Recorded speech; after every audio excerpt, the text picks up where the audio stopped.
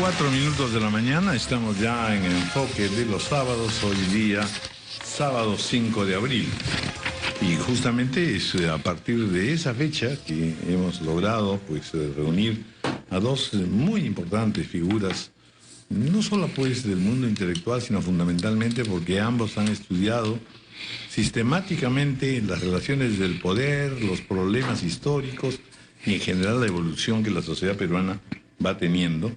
Y el 5 de abril es indudablemente, como lo era el golpe de Odría en unas épocas, en fin, el golpe de Velasco en otro momento, el 5 de abril marca también un punto de ruptura y es el que, de buena medida, nos permite primero conversar qué consecuencias políticas y económicas tuvo, y allí apelo naturalmente a la notable especialización de ambos, y luego veremos, en fin, por qué se puede preocupar uno de las circunstancias actuales y contemporáneas acerca de por dónde se debe encaminarse con practicidad, con eficiencia, la democracia. Muchísimas gracias, doctor Julio Kotler, fundador, además del investigador principal del IEP, y IEP es una institución fundamental, como ya se ha destacado precisamente con ocasión de su aniversario, y doctor Hernando de Soto, economista, fundador del Instituto Libertad y Democracia, que nunca ha estado exento de participar en la escena y en la polémica nacionales. Así que bienvenidos y muchas gracias. Muchas gracias. A ver, empecemos con Hernando de Soto, por la razón de que ha estado en esos días justamente haciendo ya algunos avances de evaluación, no solo de su participación, sino fundamentalmente el marco que lleva al país a una situación límite como fue el autogolpe del 5 de abril. Bueno, como alguna vez hemos comentado a Raúl, yo creo que tratando de ser objetivos, ese golpe nunca debería haber ocurrido. No es una cosa que se hace... Sí, veo una declaración tuya que dice más todavía, fue una estupidez. Claro, es decir, si uno lo toma desde un punto de vista cínico, que es ¿qué debería hacer yo en esta situación? Y me olvido de la moral y me olvido de la conducta en sociedad civilizada, es una estupidez porque no creo que adelantó absolutamente nada. En primer lugar, yo creo que más o menos el gasto de Sendero, digamos, estaba el 98% siempre en las áreas rurales, en el campo. Y en el campo, cuando vino el golpe de Estado, básicamente se había ya reducido la violencia en un 70-75%. El mismo Fujimori en algún momento me comentó, estos son manotazos de ahogado, que se sepa o no se sepa, que se siente o no se siente en Lima. Porque claro, durante esa última etapa, cuando Abimael migra a Lima, comienza a ser petardista, entonces suena más en Lima, pero fuera de Lima había reducido mucho el ruido. Y en lo que se refiere a la parte económica, ya había comenzado a descender la inflación, había comenzado un cierto optimismo. A mi juicio, ese golpe, cínicamente hablando, fue una estupidez. Lo único que ha conseguido es la cárcel para una serie de personas y le ha dado material de más a todos sus enemigos para mantenerlo encerrado. Ahora, ¿cuál era el supuesto para que se produjese el golpe? Seguramente no era ni en el lado económico ni en el de la seguridad, sino fundamentalmente en acabar con una oposición y finalmente asentar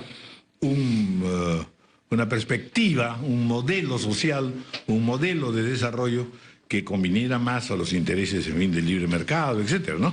Es decir, que hay un contenido, dicho de manera simple, ideológico, de un contenido programático, que se alcanzó o no se alcanzó, en términos, sobre todo, de implantación de un nuevo sistema. Yo creo que, Raúl, que todo lo que podemos hacer es adivinar, porque yo creo que el único que lo sabe y está en su cabeza es el presidente Fujimori. De repente Montesinos no tiene en la cabeza. De repente Montesinos, pero digamos la razón por la cual él ordenó a Brasil. También no hay que olvidarse de que Fujimori es una persona de intuiciones, ¿no? Vamos a sacar un tractor blanco, me voy a poner un chullo, hace cosas así. Muchas veces, creo yo, sin darse cuenta de lo que estaba haciendo. Por ejemplo, yo tengo dudas que él sabía que cuando dijo vamos a disolver el Parlamento, él sabía que eso era un golpe de Estado. De repente para él golpe de Estado eran 4 coroneles que suben las escaleras, lo sacan uno en pijamas y lo botan a Argentina. De repente él creía que era disolver el Parlamento. Pero es una manera bien piadosa de tratar el pensamiento de ese señor. Tengo esa impresión, no sé por qué, ese recuerdo. Segundo lugar, si yo soy un inversionista extranjero, un golpe de Estado no me hace sentir mejor, porque tengo la impresión de que están artificialmente ordenando las cosas. Por otro lado, con relación a la oposición, su popularidad crecía. Hay 20 maneras de sacarle ventaja a eso. Y por último, podrían ser cosas tan sencillas como que su lista parlamentaria, sus asesores económicos de antaño, por ejemplo, los 7 samuráis, y ya él había cambiado de convicciones, tenía que limpiar su casa para comenzar a rodearse de gente, o por lo menos acudir a gente que no estuviera contrario a sus nuevas orientaciones. Eso ha podido ser una gran parte. Me acuerdo claramente, un muchacho que había estado asociado al MRTA.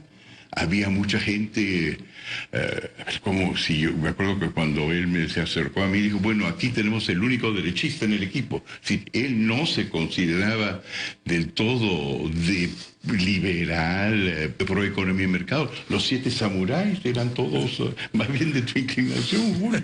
O por ahí, digamos, Julio, digamos que no era la escuela Hayek. No, claro. Muy bien. Era la escuela del oportunismo perfecto. Mondo, Girondo y poco ilustrado. ¿No? Pero yo creo que ver, Julio Cotto.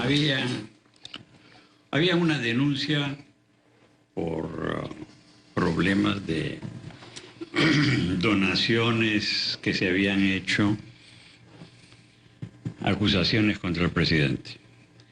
Había una demanda de las Fuerzas Armadas y del Servicio de Inteligencia para tener absoluta discrecionalidad en el uso de los poderes del Estado, la penetración en las firmas, en las empresas, debían dar cuenta de todos sus trabajadores, es decir, el Servicio de Inteligencia, la demanda de las Fuerzas Armadas que al Servicio de Inteligencia se pusiera en la cabeza de todo, que fue vetada por el Congreso. Yo creo que varias de esas coyunturas fueron aprovechadas por Fujimori para deshacerse de todos sus antiguos amigos y estableció una firme alianza con la Fuerza Armada y con Montesinos, obviamente. Montesinos hasta ese momento no tenía el control total del aparato estatal como lo llevó a tener. Fue creciendo en la consideración del presidente. Pero por supuesto, es decir, cuando el Congreso se opone a darle esos poderes al Servicio de Inteligencia, yo considero que esa es una situación de ruptura la que se produce. Sí, ahora, claro que las denuncias por la ropa, las donaciones, que se había robado esas denuncias y que se quería hacer juicios. Y había otra cuestión más, que también era una cuestión económica, algo que el APRA estaba exigiendo, la reposición de empleados que habían sido separados. Es decir, había una suerte de oposición desde el punto de vista político en el Congreso, que no se correspondía al apoyo social que tenía Fujimori en la calle. Y que él sentía que le impedía precisamente pues continuar en un cierto populismo, ¿no es cierto? Claro. Pero desde el punto de vista que plantea Hernando, la pregunta es esa: ¿había estrictamente una necesidad o fue simplemente un acto de afirmación de decir, yo para dar un salto mayor, para poder lograr los objetivos que persigo, tengo que, en fin, eso pasó exactamente como eso pasó exactamente, porque siempre se alega además que son los partidos políticos los opositores. Yo sí creo que Último minuto. Noticia de último minuto. Estamos en comunicación con José Luis Guillón, sobrino de don Óscar Avilés. Nos va a dar la mala nueva de su fallecimiento hace muy poco rato, a las 9 de la mañana. José Luis, buenos días. Por supuesto, trastornados y apenados con una situación que ya venía prolongándose por varias semanas. Así es, querido Raúl. Muchas gracias por la llamada. Maestro Óscar Avilés, a las 9 de la mañana, en el 7º piso A del Hospital Rebagliati, ha partido de su encuentro con el Señor. Reunido con su familia y con las personas que hemos estado siempre al lado de él. Agradecer al Señor habernos dado y agradecer a todo el Perú por haber estado atentos a él. Es un momento muy difícil para mi familia, así que gracias por tu llamada, Raúl. No, por supuesto, imagino yo, con la amistad y el cariño que le tengo a toda la familia de ustedes, pues realmente cuánto dolor está acumulado, especialmente porque hace muy pocos días fue justamente su cumpleaños. ¿Han tomado ya algunas decisiones o en fin las tomarán y nos lo informarán dónde se va a producir el velorio? Naturalmente va a ser muy grande la expresión de todo el país que querrá darle un homenaje, el último homenaje a este gran artista. José Luis. Sí, nos agarró un poco con la guardia baja porque ya estaba en cuidados intermedios y le ha sobrevenido una crisis anoche y hoy día ya no volvió a cuidados intensivos y sí, pues la última noticia decía que justamente había salido de cuidados intensivos porque había una cierta mejoría, ¿verdad?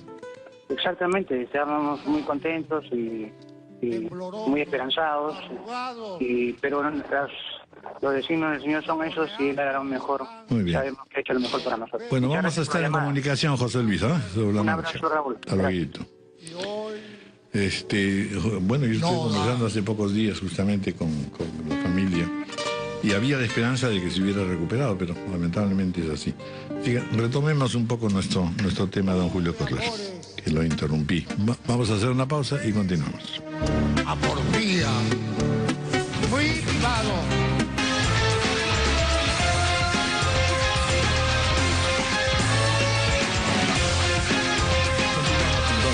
Don Julio Corral, vamos a redondear un poco la pregunta esta.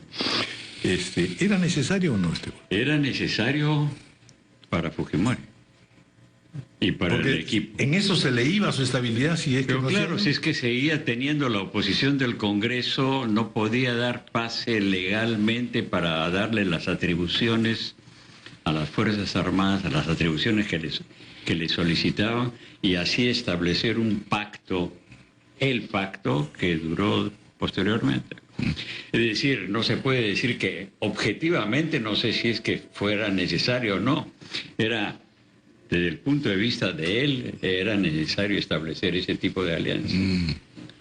Es decir, no fue necesario para hacer la remodelación económica tal vez, pero sí era necesario para hacer la rearticulación política que hiciera posible el modelo económico. Y aprovechar en ese momento el alza que tenía, ¿no es cierto? Por supuesto. Que es un fenómeno que vamos a ver varias veces en el Perú, ¿no es cierto? El gobierno se inicia, empieza con 2 o 3 buenas medidas que le dan un favoritismo en las encuestas, y a partir de ese momento toda la lucha consiste en ver cómo me consolido, cómo ato los instrumentos para poder tener una gestión triunfante.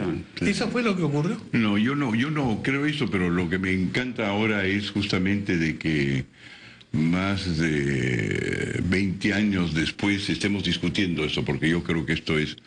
hay mucho fondo que puede ser útil para el futuro del Perú.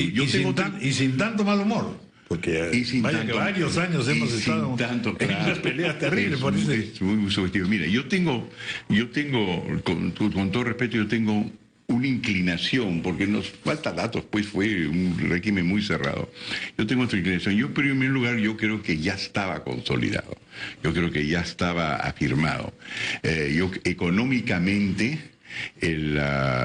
cuando lo acompañamos a Nueva York en esa cita que nos ayuda Javier Pérez de Cuellar en junio de 1990, nos hemos reunido con todos los banqueros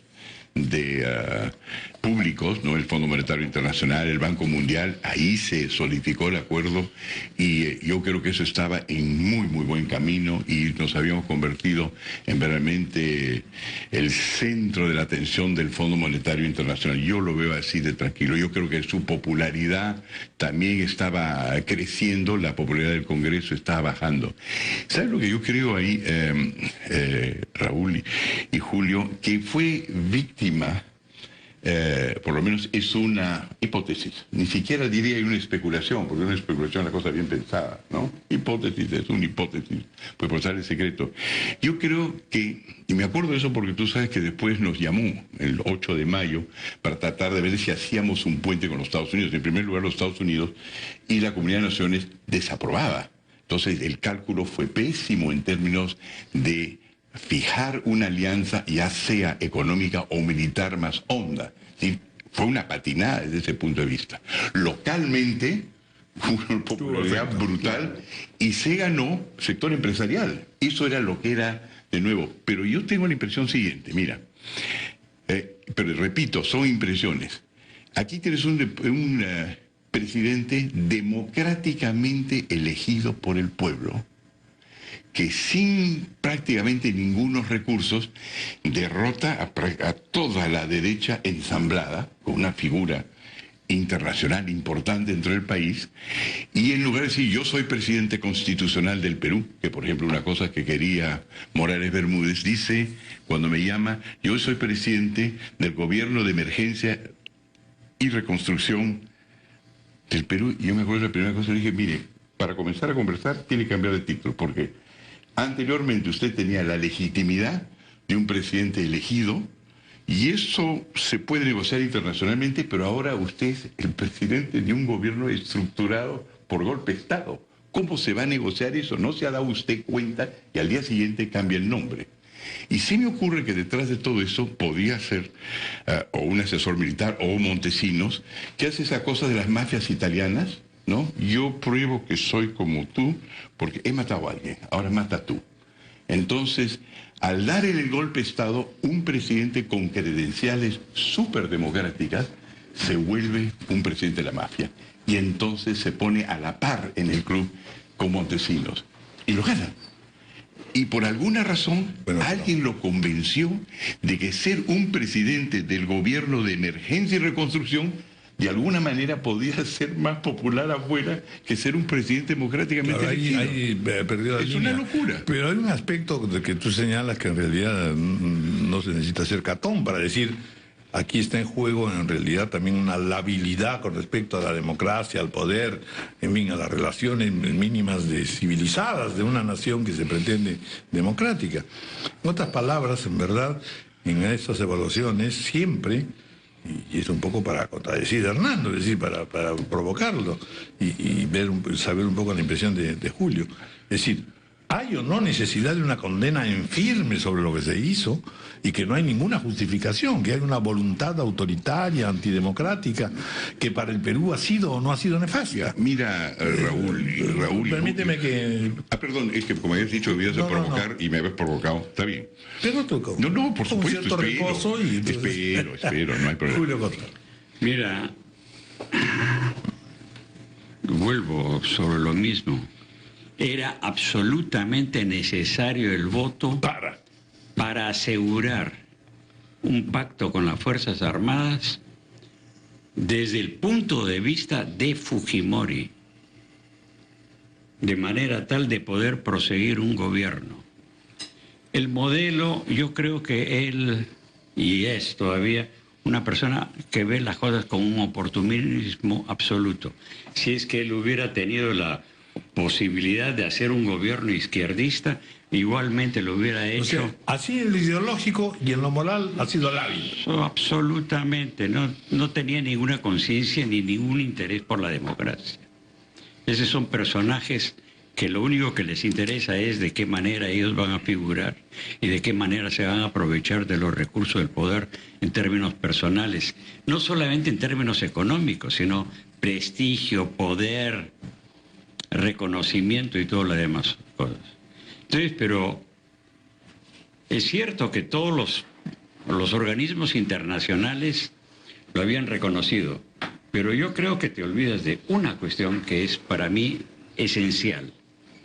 Es cierto que Fujimori lo llevan a hablar con todos los poderes, pero Fujimori tiene una conversación que para él es la decisiva.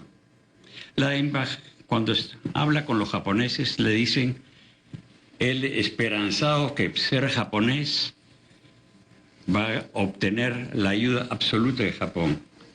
La respuesta es, Japón lo ayuda, pero primero ponga la casa en orden. Y para poner la casa en orden, hable usted con los organismos internacionales. Ese es un dato de la realidad, no es un dato de la especulación. Ese momento es decisivo para escucharlos a ustedes con toda dedicación. Es decir, para darles credibilidad, porque a partir de ese momento él se entregaba totalmente a esas consideraciones. Es una persona, si es que Japón le hubiera dicho, muy bien, tú tienes aquí 5.000 millones de dólares, seguramente que hubiera continuado con la política heterodoxa. No tengo la más mínima duda. Fernando. Gracias.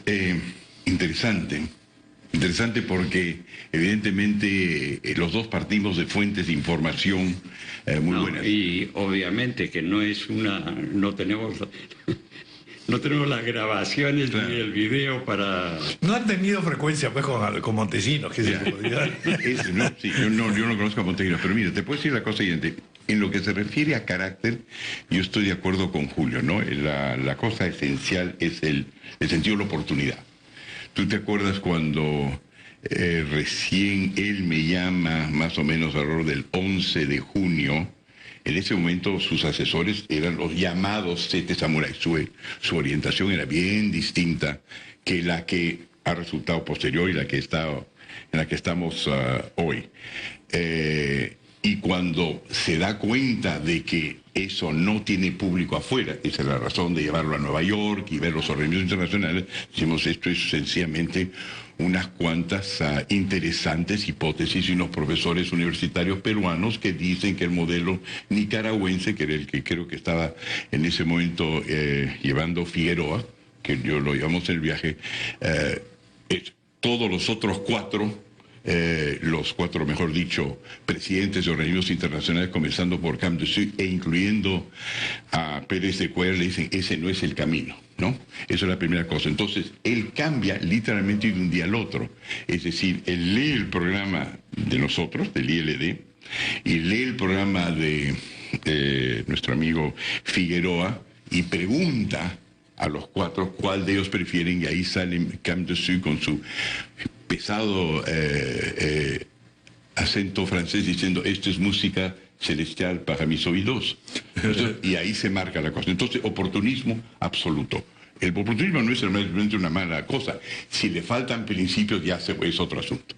En segundo lugar, Raúl, que creo que es importante, yo he estado en la oficina de Pérez de Cuellar cuando llaman a Japón para decirle a Japón que ahora que hemos conseguido apoyo del grupo financiero americano, que eran unos 1.200 millones de dólares, para poder pagar la deuda y comenzar a reciclar el asunto, para que Japón se meta en el mismo juego, porque él terminaba en Nueva York e iba a Japón. Entonces, yo creo que a Japón le han contado. Te cuento un dato, un chisme, ¿ya? Rápido. Una de las cosas que yo tenía que hacer después, en las distintas actividades que estaban asignadas, una de las cuales era la reinserción en el sistema financiero internacional, era hablar con la Embajada de Japón, aquí en Lima, porque la Embajada de Japón quería saber más quién era este señor. Es decir, el hecho que surja el presidente Fujimori con tanta fuerza, en una imagen increíble de todo el mundo, pues un presidente de una minoría étnica, sí, gobernando este país milenario, la conquista, el incanato y todo eso. ¿Quién era este personaje? A tal punto que Fujimori me lo deriva. Entonces yo tengo que conversar con ellos para entretenerlos esperando que vengan los 1.200 millones de dólares, ¿no? Con los cuales ya se podría comenzar a reavivar la economía del país. Entonces hay un momento en el cual, con un personaje que no voy a mencionar, alto nivel japonés, dijo, oiga, ¿qué tal un poco de reciprocidad? Porque yo también le tengo que informar al presidente Fujimori ¿De qué están pensando ustedes? ¿Cuál es su temor? Y creo que después de 2 pisco sours, entonces la cosa iba fuerte. Entonces me dijo, presidente Fujimori japonés estilo antiguo. Entonces dije, japonés estilo antiguo, y dijo, el coronel en el río Kwai, eso. En otras palabras, si te acuerdas de la película, hay un japonés pre-Segunda Guerra Mundial que toma acciones decisivas, hace destrozos, es severo. Eso no es el japonés de hoy. Entonces, aquí a lo que yo voy es, yo no creo que Japón le decía a nadie. Yo creo que más bien Japón lo temía. Yo he visto en Japón como para tomar un ómnibus, tú tienes tickets, con la foto de Fujimori te cuesta un poco más, y sin Fujimori te cuesta un poco menos. Es decir, él era realmente popular en Japón y eso era una preocupación. No, y además, yo al contrario. Los japoneses residentes aquí, me lo han contado cuando estaba en Japón, en realidad lo que tenían era pánico precisamente de las reacciones contrarios a ellos. Eso era una cosa espantosa. Ya la habían vivido en el pasado. Entonces, sí. Bueno, vamos a hacer una pausa y vamos luego a medir un poco las consecuencias. Cuánto de lo que ocurrió pesa hoy día y cuáles son los riesgos, en definitiva, que estamos enfrentando. Porque sí hay la sensación clara de que una vez más estamos en un intríngulis político. Una pausa.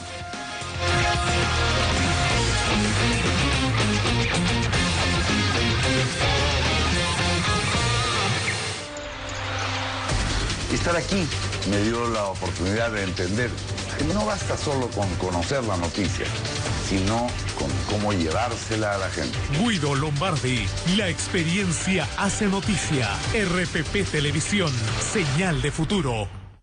De lunes a viernes a las 7 de la mañana. No hay deuda que no se pague ni plazo que no se cumpla. El reconocido economista Carlos Adriancén presenta el análisis financiero, la evolución de la economía en el mundo y su repercusión en el Perú. La historia tiene mucho que ver más con las tendencias que con las malas o buenas intenciones. En RPP TV, señal de futuro. ¿Qué está pasando en el mundo? ¿Cómo nos afecta a nosotros, nuestras familias, trabajo o a nuestro país? Estas y otras preguntas se responden todos los domingos a las 10 de la noche en Efecto Naim.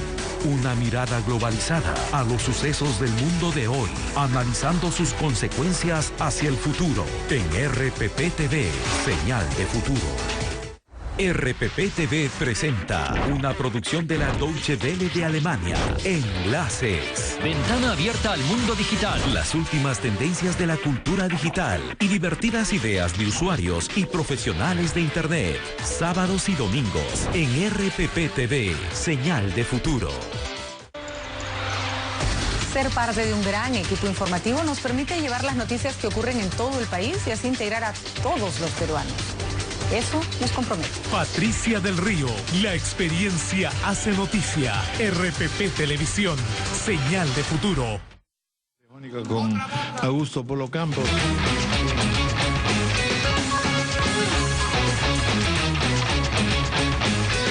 Muy buenos días, gracias por atendernos. Compartimos, por supuesto, su pesar. Aló. Augusto. Hermano. Sí, apaga por favor el radio para poderte escuchar bien. Claro, claro. Bueno, sumamente apenado todo el país, sin duda, por esa desaparición. Yo me llamo Augusto, pero ¿cómo voy a estar a gusto si esta vez me llamas y me dices que se ha muerto Oscar Avilés? No puede ser. Hay que comprar una bandera de 100.000 metros para ponerla sobre el Perú, sobre América, sobre sus dedos. Que todo el Perú vaya con él hasta el último momento, porque ahora va a su sitio. Él nació en la plazuela de los burros, pero ahora va a estar en la tierra de los inteligentes, en la biblioteca del Perú. Hay que guardar todo su punteo, todo su talento. Por eso me agarras llorando, pero sí. Bien vale llorar. El hombre llora solamente cuando se le va la madre y otra vez cuando se muere Avilés. No creo que se haya muerto, se ha dormido, porque ya era época que sueñe con un Perú mejor, con un Perú lleno de guitarristas, de chabucas, de todos los guitarristas, de Abelardo Núñez, del Sambo Cabero. Comiencen a soñar con él y hay que acompañarlo el día que entre a su tierra, o sea, la tierra del Perú es de él. Cuando lo entierren, no lo entierran, échenlo en su cama. Muchas gracias, Augusto Polo Campos, por estas expresiones. Vamos, por supuesto, todo el día a tener ocasión de seguir conversando sobre la figura, la grandeza, la contribución de Óscar Avilés y sobre todo su enorme encanto popular, una de las grandes figuras más queridas de la música criolla. Así que vamos a estar en contacto, retomaremos el contacto, Augusto. 9:37. Bien. Continuamos entonces. ¿Cuánto de lo que pasó nos sirve como lección para hoy día? ¿Y en qué estamos hoy día? Hernando de Soto. Varias cosas. En primer lugar, recordar lo que fue la guerra con Sendero Luminoso.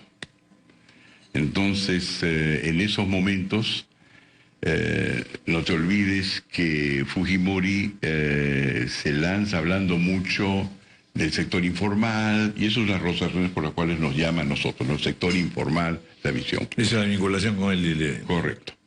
Y ahora ha regresado el sector informal y con una identidad nueva, y son los mineros informales, entre otros. Tenemos minería informal, tenemos agricultura informal. Y la pregunta es si este es el momento para absorberlos o agredirlos de nuevo. Sendero en el trapecio andino, cuando entra en los años 80, primero es bien recibido. Y luego, Carlos Iván de Gregorio, bien recibido. Y luego hay un momento en el cual Sendero quiere imponer su forma de administrar las cosas y es mal recibido. Y comienzan entonces a presionarlos. Y los campesinos le hacen una guerra tremenda a Sendero, y yo creo que al final son ellos que lo derrotan, ya organizados, toma mucho tiempo. Entonces, en estos momentos, cuando comenzamos a ver a los informales como si fueran pues 2 o 3 plazas de ambulantes en Lima... Estamos equivocando. Nos estamos equivocando tremendamente. Bueno, el sociólogo aquí, el que conoce la estructura marxista, pero creo que estamos creando una clase social de algún tipo importante, Julio, ¿no? Yo creo que la primera lección es recordar qué pasó en ese momento y que la respuesta no es la fuerza, sino de nuevo el pésimo estado de la ley en el Perú, que es muy desigual para todo el mundo. Don Julio Cota. Mira, yo quiero recordar que las 2/3 partes de la población económicamente activa del Perú está en el sector informal. Este es un hecho absolutamente insólito que nos pone a la par de Paraguay, El Salvador, países de esa naturaleza. Ahora bien, Hernando insiste mucho en la importancia de la ley, sin quitarle ninguno de ese peso. Yo más bien me inclino a ponerle el peso en la estructura de la producción en el Perú. Es decir, ¿cómo se va a resolver la bajísima productividad de ese sector, la pobreza en la que la mayoría tiene que estar precisamente por eso? Lo hemos visto dramáticamente en el caso de los mineros informales, ¿no?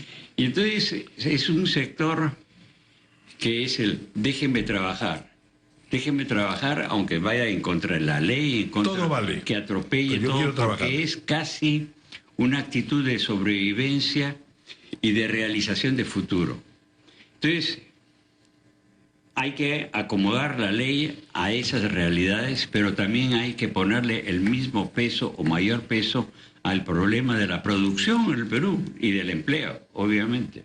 Porque de lo contrario, con la ley sola no se aumenta la productividad, no se crean las posibilidades de fuentes de empleo del sector formal, que es el que va a dar la posibilidad.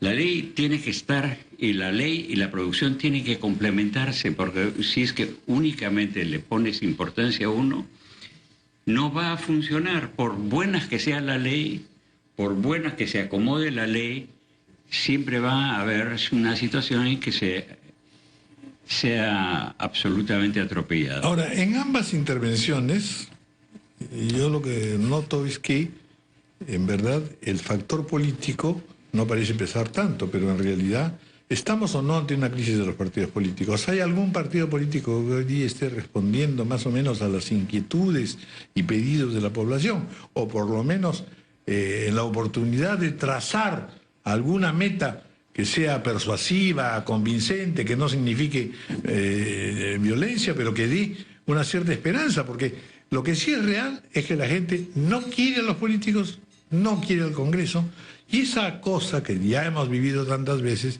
es la que permite que finalmente un golpe se entronice y todo el mundo se quede tranquilo porque las instituciones valen poco. ¿Qué tienen que hacer los partidos políticos hoy día? Que no existe partido político. Bueno, no sé, lo que sea, este grupo de desconcertada gente, digamos. Es que, perdón, discúlpame. Sí, por supuesto.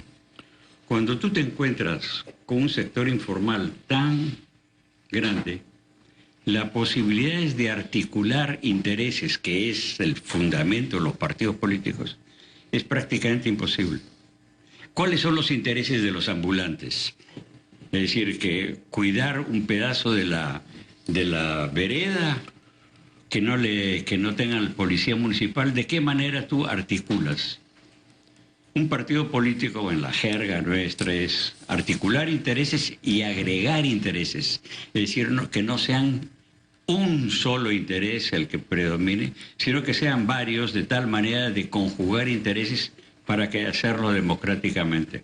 Bueno, pero entonces es un círculo vicioso. Cuando te encuentras con 2/3 partes de la población que no tienen intereses articulables, es muy difícil que tú puedas imaginar la constitución de partidos políticos. Entonces, eso es el huevo y la gallina, pues, ¿no? Es decir, ¿cuál es primero? Pero es ahí donde se encuentra la matriz de todas las situaciones. Entonces, lo que te encuentras es gente que postula, dejen todo que el mercado lo resuelva, los ultraliberales, tus amigos los libertarios, o por el otro lado dejen que del Estado lo arregle todo. Es decir, nuevamente estamos en la misma situación de siempre, o es uno o es solo el otro. Entonces, ¿por dónde sale la solución? Por lo que tú dices, es muy fácil que en esas condiciones, hoy por hoy, aparece un nuevo personaje. Porque los militares están a un lado, pero tú puedes tener un golpe que ya no sea militar, sino sea un golpe tecnocrático, que es lo que yo creo que está sucediendo cada vez más. Estamos aquí ante gobiernos, y no solamente en el Perú, se ha dicho paso, la situación italiana o en otros países, hay casi una especie de devolución o de concentración del poder tecnocrático, que es el que organiza autoritariamente un país. Porque efectivamente la protesta tiene mucho más fuerza también, ¿no es cierto? Pero claro. Fernando. Bueno, sin quitarle peso a lo que has dicho, Julio, porque es cierto, yo creo que hay lo que en los Estados Unidos se llama over-engineering, una tecnocracia que le da demasiada importancia a las cosas que se pueden medir matemáticamente, a diferencia de las cosas que se intuyen, se saben, se razonan. Pero creo que el derecho tiene mucha importancia, ¿no? A diferencia de tus amigos medio marxistoides que creen que el derecho es marginal, yo creo que es muy importante, ¿no? Con la somos amigos. La idea es la siguiente. Nosotros, cuando las reformas que comenzamos ya con Alan García, cuando se comenzó a cambiar las normas referentes a crear mercados en Lima, ya los ambulantes en 1989 habían creado 280 mercados para salir de la calle solo con cambiarles la ley. ¿Te acuerdas? Nosotros nos acordamos que había siempre paros en Lima, ¿no? La FECHOP, Hernán Chan, y una vez que Hernán Chan se concientiza de que no es un obrero y que la FECHOP no es un sindicato, sino es un gremio de productores, se liberaliza la tarifa y yo no sé, pero yo no he visto un paro desde entonces, cosa que se cambiaron las cosas con la ley. En lo que se refiere a los mineros, lo que pasa es que muchas veces ellos mismos no saben quiénes son. En otras palabras, creen que dicen yo soy un productor, yo soy un operador, lo que quieren es ser mineros. Entonces la pregunta es básicamente la siguiente. ¿Tienen ustedes los mismos derechos que un minero extranjero que viene al Perú? ¿Pueden ustedes, cuando están asentados sobre la tierra, decir, el subsuelo tengo una concesión del Estado, la superficie he comprado, con esas dos lo inscribo en un tratado bilateral con los Estados Unidos, cosa que mi título no es solamente un título peruano, es un título americano, me voy con ese título a la OPIC en los Estados Unidos, que es el mecanismo de seguro de inversiones, que me pone mi sello, me voy al Banco Mundial, los 178 países del Banco Mundial avalan a esa mina que podría estar en Cajamarca, que podría estar en Apurímac, y con ese papel yo me voy a los mercados de capital y digo, te necesito 5.000 millones de dólares. El señor Bernanke o la señora que hoy día gobierna el FED ve, no el proyecto en total, que probablemente es pequeñísimo comparado a todas las necesidades, pero ve la necesidad de liquidez, emite 5.000 millones de dólares en base a una tierra aquí en el Perú. Estos señores no tienen esos derechos y esos derechos se dan por ley. Y lo que ocurre aquí en el Perú es esencialmente el prejuicio étnico, el prejuicio cultural contra la gente pobre, creyendo que si se les abre el mercado no van a poder aprovecharse. Y a eso no me estoy refiriendo a ti, sino estoy refiriendo a aquellos que dan las normas y comienzan a decir, mire, nuestra gente es distinta. Esto, Patiño fue un accidente. Indígenas con capacidad de creación, eso no existe. Lo que estos son es buena gente, nanitas, etc. Y se les da derecho, pero se les va, Julio y Raúl, un mal derecho. Es decir, no se les da el derecho que se deberían dar. Y cuando tú llegas a Cajamarca y estos lugares donde se producen todos estos conflictos, o madre de Dios, lo que tiene esencialmente cada una de estas compañías es 80 antropólogos, sociólogos, economistas, cuyo objetivo es tratar con los indígenas en su status quo y no en lo que podrían ser. Entonces hay aplicación de dos derechos. Lo que se trata de hacer es darles el buen derecho. Última observación. Esta misma gente pobre en el Perú, que hoy día está marchando, por ejemplo en Lima, para pedir que no se les aplique la formalización, cuando en los Estados Unidos dicen ya no queremos más migrantes, y eso se aplica a mexicanos, salvadoreños, etc., está marchando en los Estados Unidos llenando plazas pidiendo que se lo formalice. Lo cual indica que hay buenas leyes y hay malas leyes y nosotros tenemos pésimas leyes. Sí. Pésimas leyes para las, no diríamos ni siquiera las minorías, que son las indígenas de los Estados Unidos. Por eso nosotros mismos. Pésimas leyes para la gente que es la mayoría. Sí. Bueno, tenemos que hacer una pausa. Una pausa.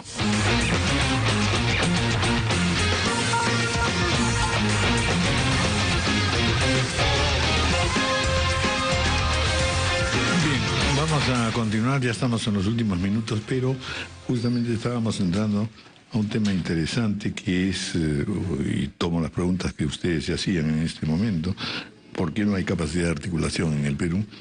Y tú estabas hablando también, Hernando, de conjugar, la palabra también necesaria por el momento. En otras palabras, está claro que ya no es suficiente una acción política de partidos tan debilitados, porque no tiene la resonancia de antes. Están las redes sociales, hay una serie de otras formas de opinar y de actuar.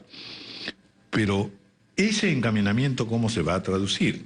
¿Qué es lo que tendría que hacerse desde ya, anteladamente, a nivel de gobierno, a nivel de, en fin, todas estas cantidades de asociaciones que el Perú tiene, que ya desde Matos Mar todos advertimos, ¿no es cierto? No hay articulación, pero sí hay enormes cantidades de de asociaciones y de grupos que se movilizan y que marchan. Los mineros informales no tienen una organización, pero vaya que tienen una enorme fuerza en un momento dado, ¿no es cierto? ¿Qué puede hacerse en términos de articulación y de conjugación? Esa es una de las cuestiones fundamentales, ¿no es cierto? A ver, Fernando. Bueno, yo creo que la verdad, voy a aventurar esto porque evidentemente hasta agarrado un tema para el cual nadie estaba preparado, pero más o menos esto, escuchándolo sobre su articulación a Julio. Es la cosa siguiente. Yo creo que aquí hay un problema básico en educación y cultura. Por ejemplo, Julio y yo ahora hemos estado hablando en términos ideológicos, que para mí es los conceptos grandes, las categorías grandes, como Immanuel Kant. En primer lugar hay que saber de qué estamos hablando y no aceptar pues un enlatado que nos viene o de Lovaina o que nos viene de Yale. En los dos casos. Viene un enlatado, ¿no? Esto es Law and Economics y esto es teología de esto o lo otro, que no encaja perfectamente. Entonces, ¿qué es lo que ocurre? Lo que ocurre es que estamos entrampados en un sistema de derecho que solamente ve las categorías cartesianas bien rígidos, normativas. Entonces, por ejemplo, hablemos de los mineros informales.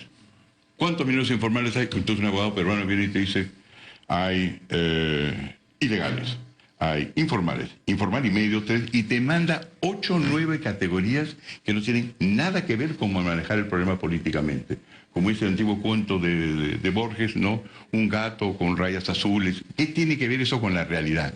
Una capacidad de no investigar nuestra realidad a fondo para entonces ponernos de acuerdo. Por ejemplo, yo le he entendido ahora a Julio todas las cosas que él dice, y me inclino más a un lado que al otro, pero cuando dice hay poderes detrás del Estado, yo entiendo todo eso, le puedo dar más peso a otra cosa, pero estamos hablando en la categoría que cuando tú llamas a tu consultor jurídico, ¿no es cierto? Uno de estos grandes abogados de Lima que asesora a una grande empresa, él no te habla en nuestras categorías, él te dice, mire, la 106 con la 405 y la 709 combinado con el artículo tal, y no te habla de la realidad, te habla de cómo navega él entre el papel del derecho. Y hay entonces un papel equivocado del derecho que no es para el cual no estamos preparados. Pero el derecho en el Perú, por lo menos en el Perú, es cómo mantener el statu quo. Pero por supuesto, el derecho, ¿cómo lo llamaba? Creo que era Bernard Shaw que decía, el derecho y la tradición es la democracia de los muertos. Claro. Pero por supuesto, es decir, lo que se trata, por eso lo que fue interesante, regresando a Fujimori, en todas las cosas que él hizo mal, etcétera, en todas las cosas donde se dejó manipular por Montesinos, él hizo la cosa siguiente, para decir una buena palabra en el camino, él rompió el status quo, por un ratito. Lo suficiente para que este país esté el más alto crecimiento. A lo que cual quiero yo decir la Pero cosa... eso implica pues entonces una justificación histórica. No, porque al mismo tiempo también hizo una cosa, que es rompió el status quo en lo que se refiere al tamaño de la corrupción que hay en el Perú, le abrió las puertas a una serie de sanguangos espantosos, hizo varias cosas buenas y malas, pero a lo que yo voy, es lo que está diciendo Julio, es que hay un status quo y un status quo solamente se modifica a nivel político. Para eso son los políticos. Si los políticos no pueden hacer eso, entonces no están de más. No. Bueno, no están de más porque no vamos a hacer otro 5 de julio. Pero lo que quiero decir, ese es el trabajo del político, el cambiar el status quo. Y significa la cosa siguiente, cuando uno va a hacer reformas, como este gobierno las quiere hacer, yo creo que el presidente es un hombre con buenos sentimientos, etcétera, tú no puedes poner a los guardianes del status quo a hacer reformas, pues es pedir a los gatos que ladren. No funciona eso. Mira, hay grandes sectores que justifican el golpe porque eso había dado cabida para el desarrollo y crecimiento económico. Y la instauración de un modelo económico que el Perú no tenía, eso es lo que se dice. Es mentira, ya había sido hecho 2 años antes. Bueno, es precisamente esa es la mentalidad de los tecnócratas. están dispuestos a pagar cualquier costo humano por el modelo económico, por lo que creen que es la mejor avenida de carácter económico, olvidándose precisamente de la institucionalidad, porque lo que se trata es de modificar la institucionalidad para sentar el camino de nuevas reglas. Yo creo que el hecho mismo de que haya sido este modelo económico, haya sido fabricado, manufacturado a través de un golpe de Estado, de un golpe ilegal, es la que no le da la suficiente legitimidad al modelo. Y hace que nadie lo reconozca finalmente. El origen del modelo económico se lo van a echar en cara permanentemente. Y los mismos personajes que fueron funcionarios de Fujimori son los que están gobernando el país. Una última cuestión. De el 5 de abril a ahora, 22 años después, ¿estaríamos en capacidad de decir que haya otra figura política, vaya, que sea materia de discusión, de divergencia, de lo que fuera, pero que en el fondo está presente, como fue el caso de Fujimori? Sí. ¿Sí? ¿Hay otras figuras que hayan podido o tengan la fuerza suficiente hoy día? A ver, un ejemplo. Alan García. Pero es un hombre también controvertido por todo. Alan García es el destructor de un país. Yo creo que pocas veces hemos tenido a un Guzmán, un García y un Fujimori. Ese trío, yo creo que han traído consigo la transformación total que hemos tenido en el país. Para mal, generalmente. Hernando. Bueno, con relación a lo que dice Julio, yo estoy de acuerdo con las fechas, pero la diferencia es esta. Yo creo que los tecnócratas que han ido administrando, y digo técnicamente muy bien, el programa, digamos, de ajuste a nivel Ministerio de Economía y Finanzas, son algunos de los mejores del mundo, les ha dado por creer que ellos comenzaron el modelo. Y eso no es cierto. El modelo del Fondo Monetario Internacional es una receta que se aplica mal y bien en todos los países del mundo. Y en todas partes conflictualmente. Así es. La diferencia es la siguiente con relación al Perú, es que el modelo no comenzó el 5 de abril. Lo que pasa es que madura, ¿no? Entonces a veces uno ve el árbol porque es demasiado chiquito.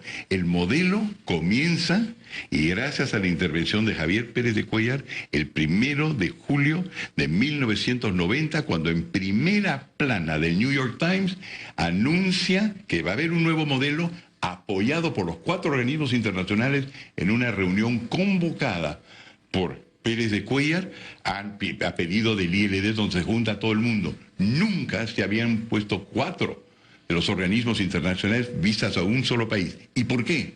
Porque entró Fujimori diciendo: yo no represento a los intereses chicos del país, yo represento a la gran masa. Recoge, por supuesto, las tesis del ILD, de la informalidad, y Caretas misma anuncia: nunca se ha hecho un pedido similar a nombre de los pobres. Generalmente el ajuste se pide a nombre de aquellos que están vinculados a la economía monetaria, y Fujimori dice: paralelamente yo voy a ampliar el mercado. Entonces a lo que yo voy es la cosa siguiente. Eso de las fechas de cuándo comenzó el modelo, no comenzó, es muy importante. Lo que ha pasado es que, acuérdate, termina la época de Fujimori y todo el mundo comienza a decir, no todo el mundo, cierta gente comienza a decir que está vinculada al FREDEMO, o algunos sectores del FREDEMO, digamos los sectores más libertarios del FREDEMO, comienzan a decir: esto comienza en el 2010. No comenzó pues el 2010. A todo el mundo le encantaría que todo comience en un hospital en condiciones asépticas y que no haya bandidos. Así no comenzó. Pero es muy importante determinar cuándo comenzó. Y acordarse la cosa siguiente, que a favor de un sistema de ajuste, todos los 3 principales candidatos ya estaban de acuerdo con él en 1989 el mismo García anunciando el Palacio, porque tú no puedes ver pues que se desmorona el sistema comunista, cae el muro de Berlín sin cambiar. Él ya había cambiado, el problema es pues que ya no tenía autoridad, no le quería nada, pero ya en ese momento ¿quién iba a tener dudas? Ahí comienza el sistema, y cuando lo vemos ahí, entonces vemos que nace en un fragor social, nace con sendero, nace con protestas, hay que abrir las puertas. Cuando se ve después técnicamente, es una cuestión de entre economistas ver pues quién tiene el primer sitio o el segundo sitio, pero eso no es nada popular. ¿Qué le importa un ajuste? Es casi una medida contable. Se olvida la parte política que vino antes. Bueno, lamentablemente el tiempo nos ha ganado, pero ha sido sumamente interesante y constructivo conversar con Julio Kotler y con Hernando de Soto, especialmente porque ese es el tipo de diálogos que el Perú está requiriendo urgentemente, ¿no? Nos hemos acostumbrado solamente pues a la bullanguería y a la pelea de la peor manera. No hay manera de pensar de otra manera. Así que muchísimas gracias, de verdad. Muchas gracias por el servicio y por la amplitud de criterio. Finalmente porque ayudan pues a situar las cosas en un plano más realista. Muchísimas gracias. Gracias, Julio y Fernando.